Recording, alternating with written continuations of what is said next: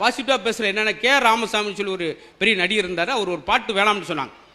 நான் பாட மாட்டேன் இனி பாட மாட்டேன், இந்த பாட்டு ரொம்ப நெகட்டிவாக இருக்கு வேணாம் அப்படின்னாங்க. அவர் நான் பாடிய ஆவேன் பாடினார். அதான் அவருக்கு கடைசி பாட்டு. டிஎம் சவுந்தரராஜன் அவர்கள் மிகச்சிறந்த பாடகர். ஒரே ரெண்டு பாட்டு தான் அவர் கடைசி பாட்டாக போச்சு. எது நான் ஒரு ராசி இல்லாத ராஜான்ற பாட்டு அவர் கடைசி பாட்டாக போய். அது மாதிரி இந்த வார்த்தைகளே அப்படி செய்யும். அதனால் முடிந்த அளவுக்கு குழந்தைகளை காலையில் எழுப்பும் போது உற்சாகமாக எழுப்புங்கள்ன்றாங்க. எப்படி எழுப்பணுமா? எந்திரிங்க, நாகப்பட்டினம் கமிஷனர் எந்திரிங்க, வேளாங்கண்ணி கமிஷனர் எந்திரிங்க, கலெக்டர் எந்திரிங்க சொல்லணுமா. அப்போ தான் அவனுக்கு ஒரு பாசிட்டிவாக காலையிலே. நம்ம காலையில் எப்படி எழுப்புறோம் குழந்தைய? எந்திரி எருமை, அப்படி அவன் எருமை மாதிரியே தெரிப்பான். படிடா படிப்பங்கழுத என்னத்தை படிச்சேன்.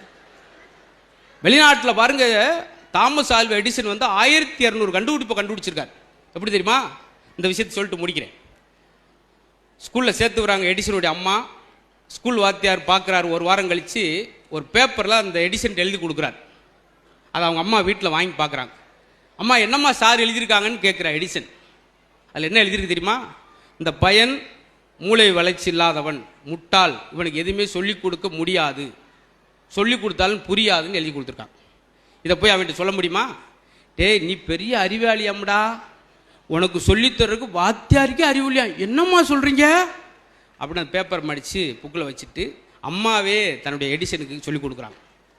ஒரு குறிப்பிட்ட காலத்தில் அம்மாலாம் இறந்த பின்னாடி நிறையா கண்டுபிடிச்சிட்டாரு. இந்த லைட்டு கண்டுபிடிச்சது, சினிமா கண்டுபிடிச்சது எல்லாம் அவர் தான். இத்தனை கண்டுபிடிப்புகள் கண்டுபிடிச்சா கூட அந்த வீடு ஷிஃப்ட் பண்ணுறப்ப அந்த பேப்பர், அந்த புத்தகத்துக்குள்ள அந்த பேப்பர் எடுத்து பார்க்குறாரு எடிசன். எதற்கும் லாயக்கற்றவன் இவன் ஒரு முட்டாள், இவனுக்கு சொல்லிக் கொடுக்க முடியாது. அதை பார்க்குறான். இவ்வளோ நெகட்டிவான விஷயத்தை அம்மா எவ்வளோ பாசிட்டிவாக சொல்லி கொடுத்து இன்றைக்கி இவ்வளோ கொண்டு வந்திருக்காங்களே. நம்மளால் வந்து என்ன செய்வோம்? வாத்தியார் சொன்ன மாதிரியே இருக்க வரும்.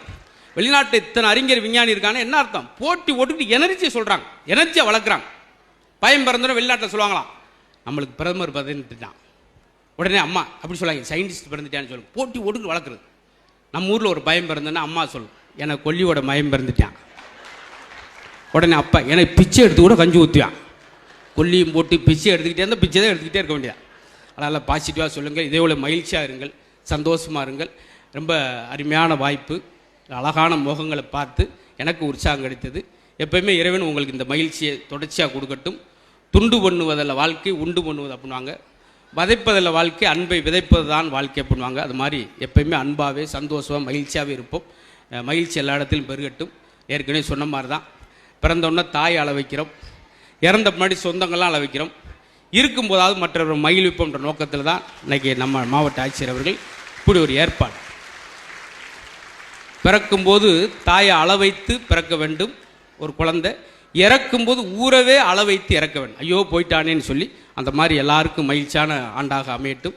இதே மாதிரி புத்தகத்தில் ஒவ்வொரு ஆண்டும் நல்ல அறிவுஜீவிகளாக வளர்வதற்கு பெரிய பேச்சாளர் வந்து அந்த பேச்செல்லாம் கேட்டு அறிவுஜீவிகளாக நாகை மாவட்டம் விளங்கணும். அதற்கு என்னுடைய அன்பான நன்றியும் அன்பையும் சொல்லி உங்கள் அன்போடு விடைபெறுகிறேன். நன்றி, வணக்கம். நன்றி.